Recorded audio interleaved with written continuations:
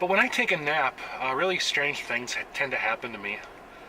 Because when you're kind of, in between wake and sleep, there's a period of time called hypnagogia, where you're kind of, on that edge between sleep and awake. And I often get hallucinations when I'm in that mode. And another thing that will come up too is that that's when I get earworms stuck in my head. And just, something I've been pondering, but I feel that everybody has an inner savant in them that's just needing to be unlocked.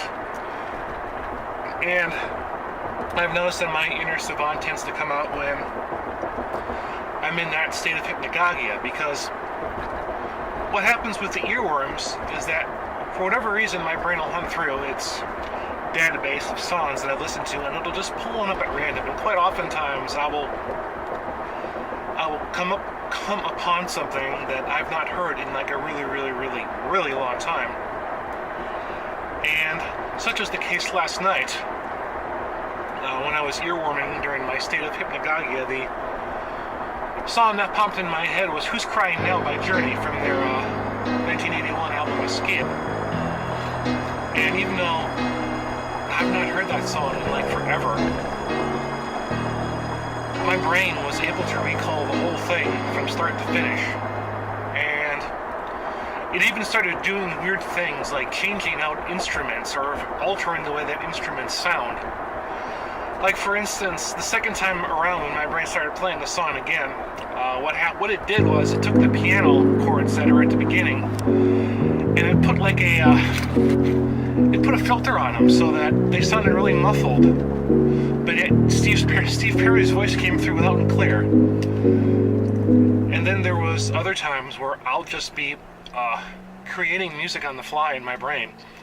And last time that happened, it was Moog synthesizer music, square wave tones, just kind of all with each other. And I've come up with original song compositions in my head during, this transitional state. I have actually created music. But the thing about me is that I can never figure out how to get that music from my brain to paper. And it's something that really frustrates me, because music is something that I struggled with as a kid too, where I tried to learn musical notation, and I just could not do it. It just didn't make sense to me that you have a musical scale that starts at C and ends at D, or ends at B, and it's like, why not just go A, B, C, D, E, F, G, instead of, C, D, E, B, F, G, A, B, C. So, little things like that. And when I was in 5th grade, this is kind of a horror story. We were supposed to put all of our, acquired musical knowledge to use. And they gave us recorders to learn to play, and we were going to play those, and we were going to actually put on a concert for the school. And I knew that given, my lack of understanding of music, plus my poor dexterity and ADD, it just wasn't going to be a reality. So try as I might, I just wasn't able to get the hang of the recorder, and I finally hung it up after about a week of trying. And this was like a month-long unit of learning to play the recorder. And like the songs that we were playing were, nothing complex, like Baba Black Sheep or, Hot Cross Buns, stuff like that, stuff that you learn in beginner's music class. And I kind of had a moment of panic when the time came to put on this concert. And so what I did was I took the what they don't know won't hurt 'em approach, and I was kind of there were 4 rows of risers, and I was on the 3rd row of risers, and I was like second from the right, and my music teacher was down below on the other side. So I just kind of hit upon the idea of, I'm not going to actually play the recorder because I'm just going to ruin the concert, but I'm just going to finger the recorder and make it look like I know what I'm doing. And well, it pretty much fooled everybody except my music teacher, because apparently she saw that my fingering wasn't matching up with the other people's fingering. And so after the concert got done, She sought me out. She grabbed me. She put me up against the wall. She's like, "You did not play a single note during that whole concert. You wasted this whole month doing nothing but screwing around." I mean, she was like yelling at me for that. The joys of being a kid with Asperger's. But that's just one little story that I'm going to share with you for the time being. I am in the tower dungeon at work right now.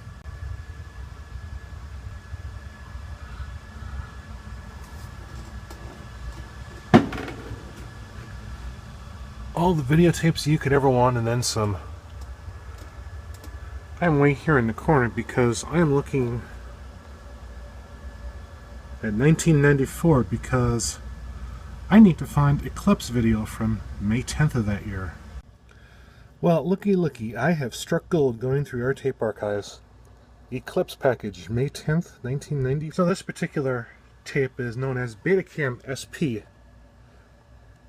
The SP suffix standing for superior performance, and Betacam being a variant of the original beta format, except this is a much higher picture bandwidth than the original beta, and tapes are much bigger because the tape runs through the deck about 6 times the speed of a regular Betamax tape. And so now you compare this to the original electronic news gathering tape format, which is 3/4 inch. This particular tape is from 1980, and both are an hour long, except that this tape, it's very ingenious how 3/4 inch works, and I've actually made a video where I showed a 3/4 inch deck in action. And so here are the two tapes side by side. And then here are the undersides.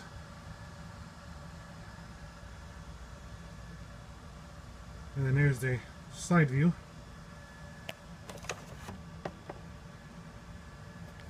Well, this is what we worked with 25 years ago.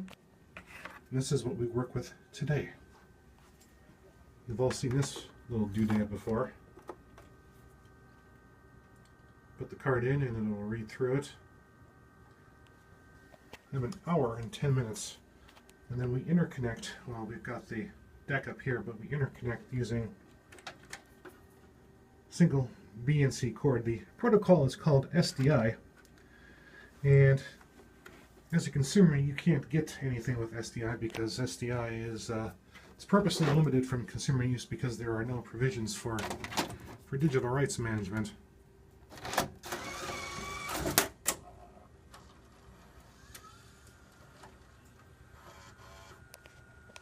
Then I put the tape in, and then we need to find our Eclipse package.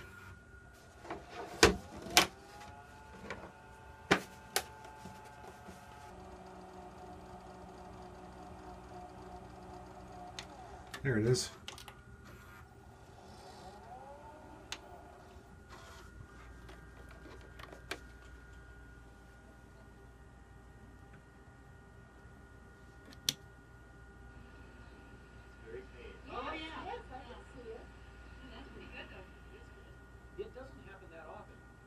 So getting back to the Eclipse, the basic plan that we have, or at least that I've formulated so far, and I'm trying to pitch it to people at work, to go eclipse chasing, so to speak, 2 weeks from Monday, is we will head out like the day before from Cedar Rapids, coming down here south to Missouri, and then we'll find, I'm targeting this town called Marshall, Missouri, because that is the start of the corridor of maximum totality, where you'll have about 2 minutes and 35 seconds of totalityness of the sun being obscured.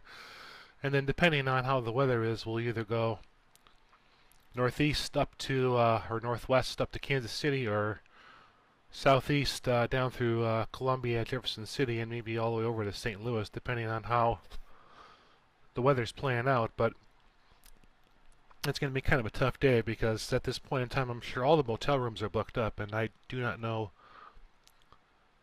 anybody down here, at least in this part of Missouri, that I could possibly bug to camp out at their place for a night. So this is all still very much in flux. It might not even happen at all. It depends on whether or not I can convince the bosses to let me go out the door and do this. But I think it's a great opportunity because something like this hasn't happened in almost 40 years here in the States, and I certainly don't want to miss it, and I don't think that anybody else should miss it either, because this is literally, for a lot of people, a once-in-a-lifetime event. So that's going to be my VEDA for today. I thank you all for watching. Please like my videos, please subscribe to my channel, and please comment on my videos, and we'll see you tomorrow.